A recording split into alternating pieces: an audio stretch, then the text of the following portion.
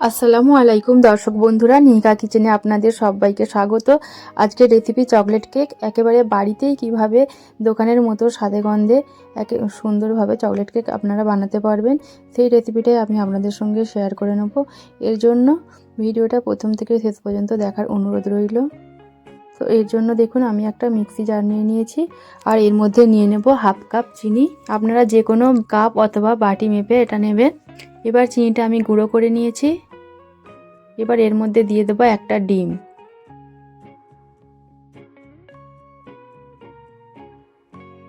তো দেখুন আমি একটা ডিমের মধ্যে দিয়ে দিলাম। এবার ওই একই কাপ মেপে আমি এর মধ্যে তেল দিয়ে দেব। তো আমি এখানে সাদা তেল নিয়েছি, ওই একই কাপের 4 ভাগের 1 ভাগ নিয়েছি সাদা তেল। এখন সমস্ত কিছু ভালোভাবে আরও একবার মিক্সিতে ঘুরিয়ে নেব। তো দেখুন আমি সমস্ত কিছু মিক্সিতে আরও একবার ঘুরিয়ে নিয়েছি। আপনারা চাইলে এটা যে কোনো বাটির মধ্যেও ফেটে নিতে পারেন, তবে সেটা বেশিক্ষণ সময় লাগবে, মিক্সিতে খুব চটপট হয়ে যায়। আর দেখুন এটা একেবারে ক্রিমের মতো।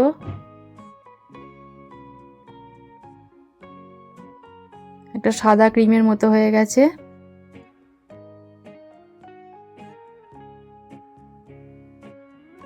এখন আমি একটা পাত্র নিয়ে নিলাম, আর এর মধ্যে দিয়ে দেব ওই একই কাপের 1 কাপ ময়দা, আর দিলাম ওই কাপেরই 4 ভাগের 1 ভাগ কোকো পাউডার।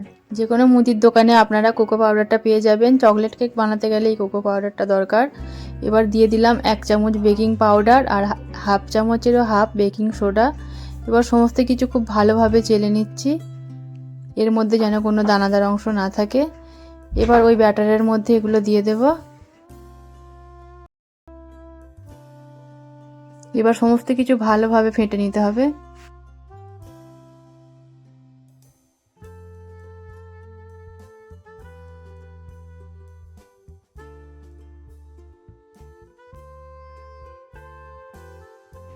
দেখুন ব্যাটারটা অনেকটাই ঘন হয়ে গেছে।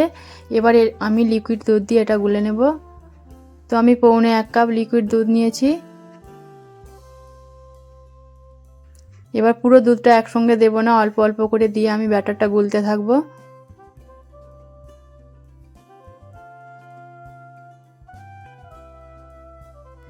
ব্যাটারের ঘনত্বটা দেখুন, আমি পৌনে 1 কাপ দুধ নিয়েছিলাম, কিন্তু পুরো দুধটা লাগেনি, কিছুটা দুধ রয়ে গেছে। আর এর মধ্যে আমি দিয়েছি 1 চামচ ভ্যানিলা এসেন্স, এটা স্কিপ হয়ে গেছে। এবার এই বাটিটার মধ্যে আমি কেকটা বেক করব। এর জন্য এর মধ্যে একটু তেল দিয়ে তেলটা ব্রাশ করে নিচ্ছি, আর ওরই মাপে আমি গোল করে একটা বাটার পেপার কেটে নিয়েছিলাম, সেটাও দিয়ে ভালোভাবে ব্রাশ করে দিচ্ছি তেলটা। এবার কেকের ব্যাটারটা এর মধ্যে ঢেলে দিচ্ছি।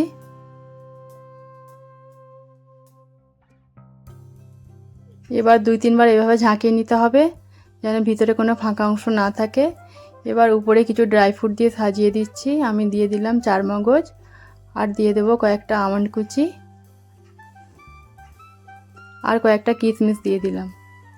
আপনারা আপনাদের পছন্দ মতো যে কোনো ড্রাই ফ্রুট দিয়ে সাজাতে পারেন।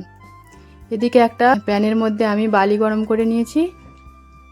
এবার ওর মধ্যে একটা স্ট্যান্ড দিয়ে কেকের বাটিটা বসিয়ে দিলাম, আর উপর থেকে ঢাকনা দিয়ে দিলাম।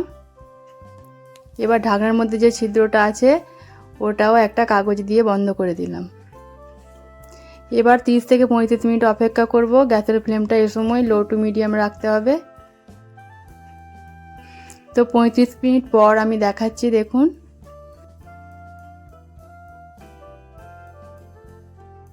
আমি একটা কাঠি দিয়ে চেক করে নিচ্ছি এর মধ্যে কোনো ভিজে অংশ আছে কিনা। তো দেখুন কাঠিটা শুকনো আছে, তাহলে বুঝে নিতে হবে কেকটা হয়ে গেছে। এবার আমি এটা তুলে নিচ্ছি একটা ছাঁচি দিয়ে।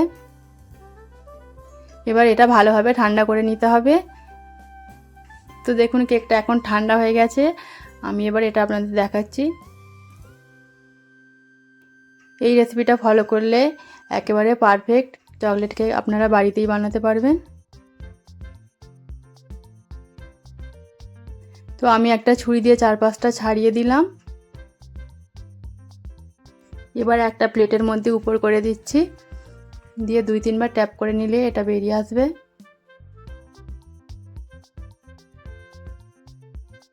এবার যে বাটার পেপারটা দিয়েছিলাম সেটা আমি এ থেকে খুলে দিচ্ছি।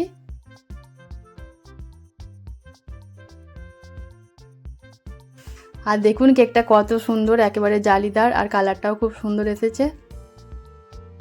একেবারে নরম, স্পঞ্জি আর তুলতুলে এরকম কেক আপনারা সহজেই বাড়িতে বানাতে পারবেন। আমি এখন কেকটা আপনাদের কেটে দেখাবো।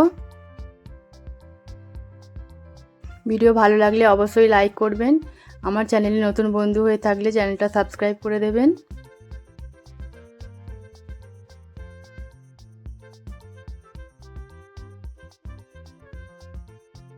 তো দেখুন কেকটা আমি কেটে দেখাচ্ছি। ভিতরটা একেবারে সফট আর স্পঞ্জি হয়েছে কতটা, আপনারা দেখলেই বুঝতে পারবেন।